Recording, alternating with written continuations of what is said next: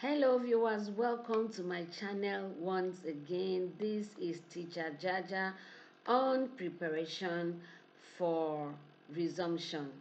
Please, if you're just seeing my channel, please kindly like, share, subscribe, send the link to other people, drop a comment, and then hit on the notification button so that you'll be the first to see my next video when I drop it. So this has been a series on preparing teachers for resumption, and we have done a whole lot. So if you're just seeing my video, I'll also encourage you to go back to my previous video, watch what I have done. That way it will help you catch up with what I'm doing now, because today I'm doing the second part of classroom experience. I have done the first part already. I couldn't just finish it, so I had to pause and then continue some other time. So if you need me for other educational services like training your teachers, upgrading your scheme, and any other thing, please just chat me up via WhatsApp on 08117442244.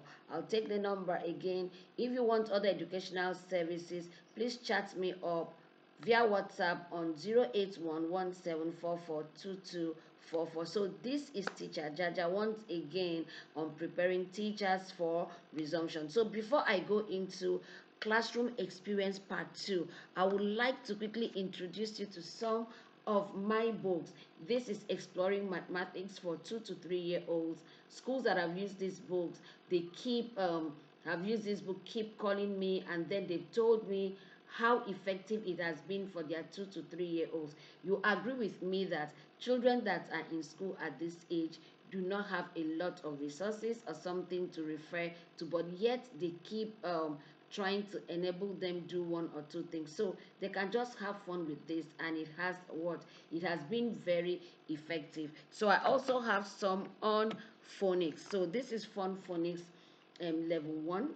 So it deals with the first group of jolly phonics and all of that. It's been very helpful for those that have used the book. This is level 1, so I just decided to break them into smaller units to enable the children have a full and detailed learning experience with this book. So we have, that's level 1. We also have level 2, still on Fun Phonics, and there is also level 3, still on Fun Phonics, and there's also level 4, still on Fun Phonics. I can assure you that when you use these books with your child or in your school, I'm sure you'll call me back for more copies. So just try them and see. And then I have Introduction to Reading 1. It helps the beginning reader to actually explore and enjoy the reading process. And I also have Introduction to Reading 2. Like I said before, schools that have used these books, they keep testifying that it has really helped their learners. So once again, if you need to reach out to me for any educational service, remember to chat me on the number 08117442244. I take the number again, 08117442244. Thank you and welcome to my channel. So this is continuation on classroom experience. You know, the last time I mentioned something, I said you can just go into the classroom or getting ready to teach with your resources, your confidence that you're just going to get results with what you're going to do, and boom, before you know what is happening, the reverse was the case, and you're not really getting the results you wanted. And I did mention to you that in as much as some people say, I don't want my child to cram, or the teachers will say cramming is not part of our thing, we need the child to actually know the process. I am one of the persons that have been in the classroom, and I have observed, I have come to the realization that some children just have cramming as their learning style. There are no two ways about it. So it's cramming, that is their learning style. That is how they learn, and there's nothing you can do about it. So how do you handle that? So the next classroom experience I would like to share with you is the fast and the slow. Hmm. Have you ever thought about that, or have you ever seen such children? And have you, for some teachers that have been in the classroom for a while, I'm sure they have a good experience with this. So in the classroom, you're going to see some children that are going to be on their fingertips, on their toes. They are very, very fast. They are fast in grasping concepts. They are fast in writing. They are fast in everything you ask them to do. That means that they work according to the pace in the classroom, or the time um, allotted for that classroom activity or for the learning process. Then you also have going to have the children that are very slow, and they are within the same classroom. How do you work with these children? How do you get them to learn? A lot of teachers get so frustrated, and most of these children that are at the slow pace in the classroom are left behind. Teachers don't ever find ways to help them, so they just leave them and they keep complaining about them year in, year out. If you want more ideas on how to get that child that is slow in your classroom to learn, do what?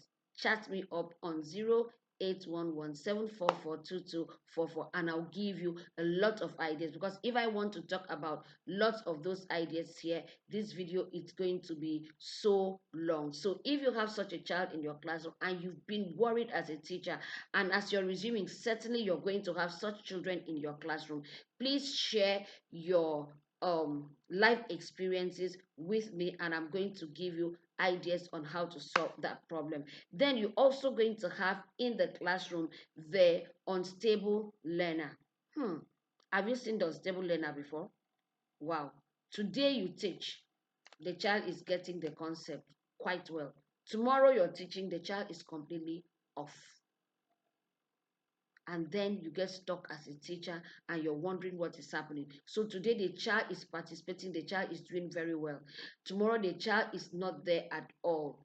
This is a learner that is unstable. And so you get stuck with this kind of person because you cannot depend on the child. You're not sure of what the child has learned. What do you do with such a learner? Because that is the true classroom experience. That is what you're going to see in the classroom. You can't run away from this. Have you also had experience with a child that you teach? They relapse.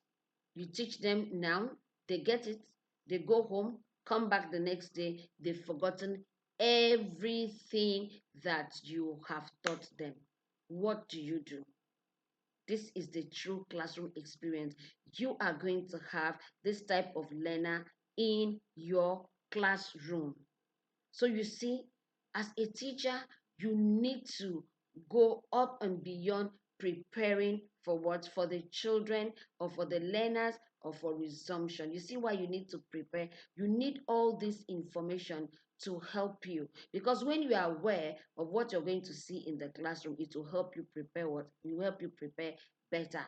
So what am I trying to tell you? The true classroom experience, it's like having a lot of patients in the hospital. That is the classroom. So like a doctor will have a lot of patients with different challenges and all of that, with different form of ailment and all of that. That is the way the classroom is. So learning is so complex. The true classroom experience is you're going to have a child that is slow, you're going to have a child that is fast, you're going to have a child that behave differently for different subjects, for example, or for different activities. There are some children that are going to be very fast in writing, but they're very slow in grasping concepts. What do you do with that kind of child? So the child is very fast when it comes to writing, when it comes to putting things down, but when it comes to getting the concepts, the child is slow. So you can go over and over and over again, and the child is still not getting it. What do you do as a teacher? What happens to that child that is unstable? That child that, okay, you teach today, the child gets it, you teach tomorrow, the child is not getting it. Or what of that child that is never sitting down? The child is just roaming everywhere. The child is just disturbing the class. Not only for the early years, even in the primary classroom, you have such children. So What of the uninterested learner? Have you thought about it? So you're going to the class, you're starting the lesson. The learner is not just interested in what you want to teach. Sometimes some people would say it's about the teacher. The child does not like the teacher. The child does not like the subject. Now, it might not happen in one subject. It might happen in two, in three. It might even happen in all the subjects that the child is supposed to learn. So you just see the child showing this attitude of, I am not interested. So what do you do? So this is how far we're going to go today. So if you need ideas on all of this, you're free to chat me up. In my next video, you know what? I'll be dropping some ideas that will help you manage this type of learners in your classroom, because this is actually what the teachers pass through. So sometimes you have put in a whole lot of work, but the result is too little compared to the work you have put in. What do you think actually happened? So in my next video, I would be dropping ideas on how to manage the real classroom experience. Once again, if you need me for other educational services, please remember to call me on the number or chat me on the number 081174442244. Kindly please like my video if you enjoy what I'm doing. Send me a message, comment, like, share with other teachers so that they can benefit. Please follow me, and don't forget to also do what? Hit the notification button so that you'll be the first to see my video when I put up a new one. And then please don't forget to subscribe. Thank you for being part of my little classroom. Bye bye.